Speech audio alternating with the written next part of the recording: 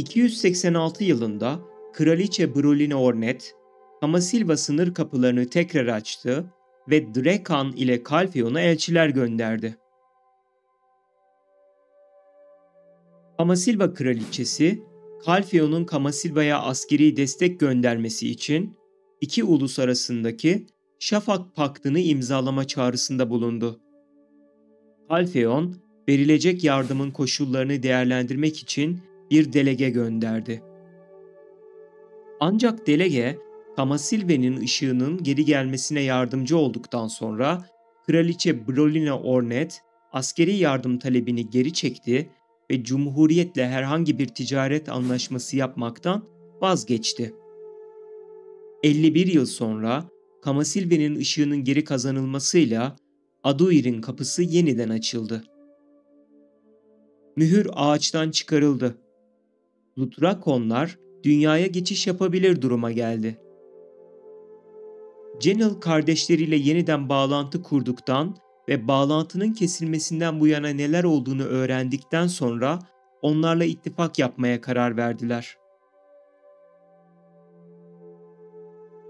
Bir ahip akınıyla çıkan çatışma sonucu Lemuria muhafızları ve Açır muhafızları ortak bir operasyonla Drekan'ın batısında askeri bir karakol kurdu ve Ahip ile Kalkları bölgeden kovdular.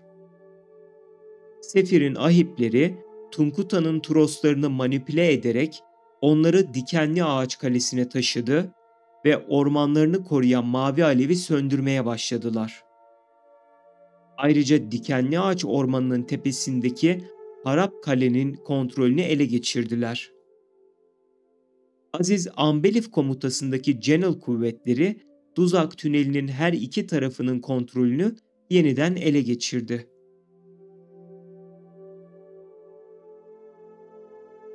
Obsidyen külleri ve Fiorencina'nın ahipleri birbirine karşı yanlış anlamalarını düzelttiler ve Sefir'in planlarını durdurmak için işbirliğine başladılar.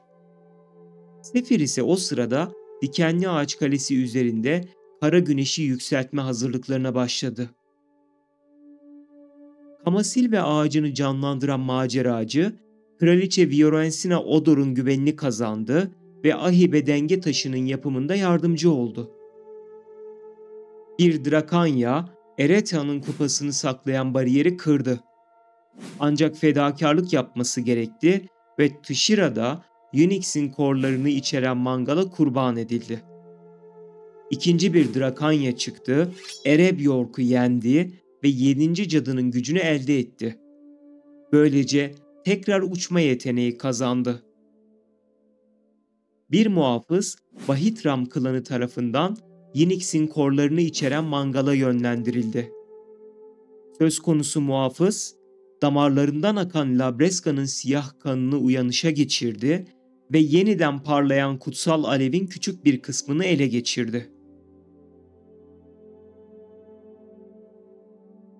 Garmot, Drekan'a karşı intikam almak için yeniden ortaya çıktı ve Kalkdum kabilesi Drekan'a karşı bir savaş başlattı.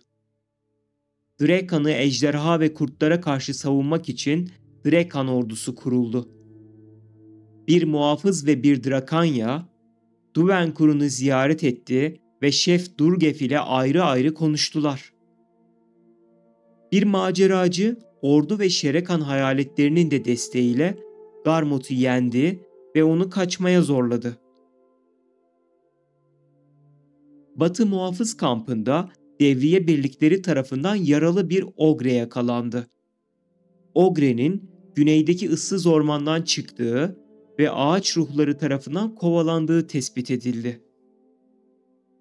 Soruşturma esnasında aynı ormanın derinliklerinde antik kalıntılar keşfedildi. Heidel'ın büyük kahyası Jordain tarafından arkeolojik bir kazı çalışması başlatıldı.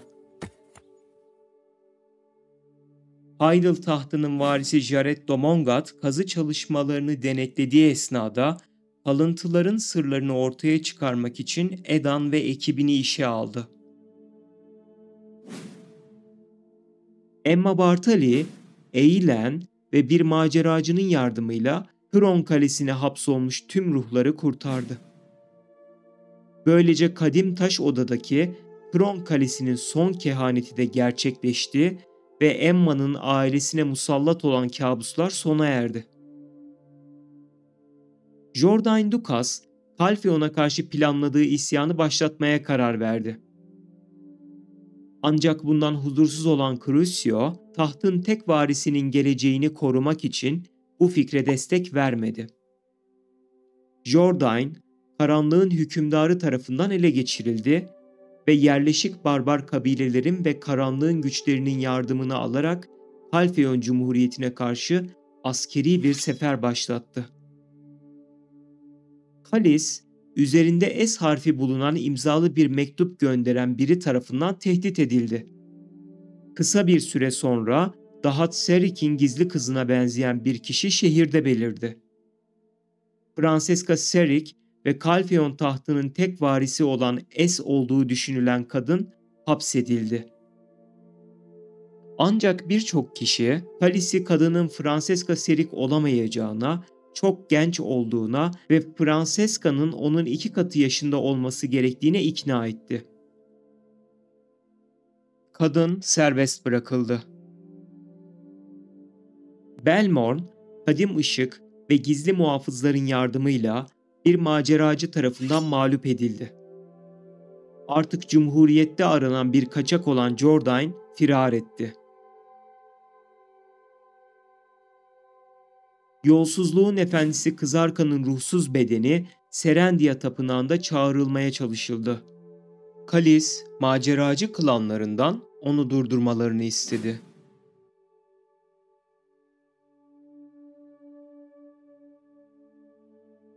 Maudi Budar tarafından düzenlenen ikinci bir kara güneş ayini önlendi. Aynı inancı paylaşmayan ve 2 ayrı amaca sahip 2 Francesca Serik klonlarından biri, antik kalıntıların içinde yeni bir kuturan ağacı yetiştirmeye çalıştı.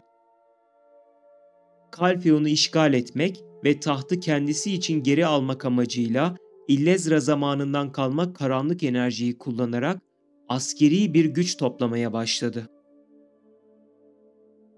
Sonunda klonlardan biri diğeri tarafından öldürüldü. Veya başka bir anlatıya göre kuturan ağacı yetiştirme amacına sahip klon, ağacın çiçeklenmesini bitirmek için diğer klon tarafından kurban edildi.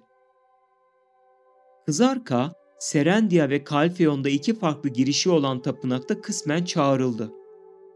Illezra onun ruhunu çaldı ve tekrar mühürledi. Bundan sonra Kızarka'nın ruhsuz bedeni Serendia'da tekrar çağrıldığı belirtici bir döngüye girdi. Alan Serbin, Kartia'nın tırpanı üzerindeki mührü açtı ve genç bir büyücüye emanet etti. Tantu, yeni tamamlanmış demir yumruğu kabilesinden birine verdi. Heraven, bir kolcuyu Kamasilven kılıcının halefi olarak atadı. Bir Drakanya ve bir ejderha bilgini olan Leon, Media ülkesinde görüldü. Gizli muhafızlar, Talibre'nin kapısını buldu ve etkinleştirdi. Son kale Atoraksiyon'a giden yol açılmış oldu. Akman kabilesinin lideri Atosa, bir maceracıyı Edana'nın soyundan gelen biri olarak tanımladı. Birlikte bazı Akmanların kadim Ator'u ele geçirmeye çalıştığını öğrendiler. Atosa'nın kardeşi tarafından yönetilen Akman kabilesinden bir grup, geleneksel görüşlerinden koptu ve Valencia Krallığı'na karşı intikamlarını almak için kadim silahları kullanmaya karar verdi. Akman tapınağını işgal ettiler ve Valencia Kalesi'nin altındaki antik odanın kontrolünü ele geçirmeye çalıştılar. Kalkışmaları durduruldu ve daha sonra Atosa tapınağın girişine mühürledi.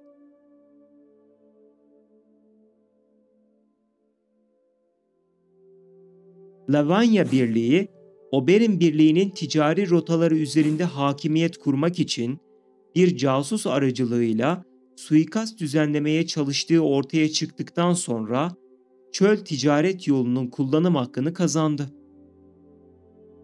Oberyn, Kayal liderliğindeki Muikun çetesi tarafından serbest bırakılmadan önce Hillako hapishanesine gönderildi. Alyaelli'den ayrılan Kabal üyesi, Ibedor tarafından geçici olarak kandırıldı ve Batı Valencia'daki karanlık cennetin kapılarını açtı.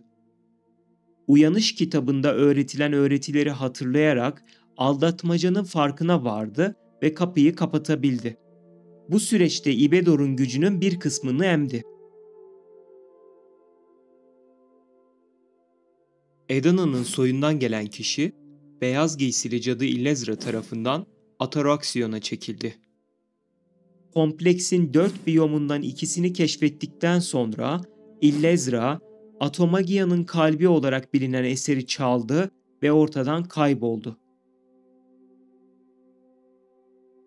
Kuzeybatı Kalfeon'da Ahib, Gölge Şövalyeleri ve Işık Kardeşliği arasındaki ittifak bozuldu. Gorgat'a kül vebasının tedavisi verildi.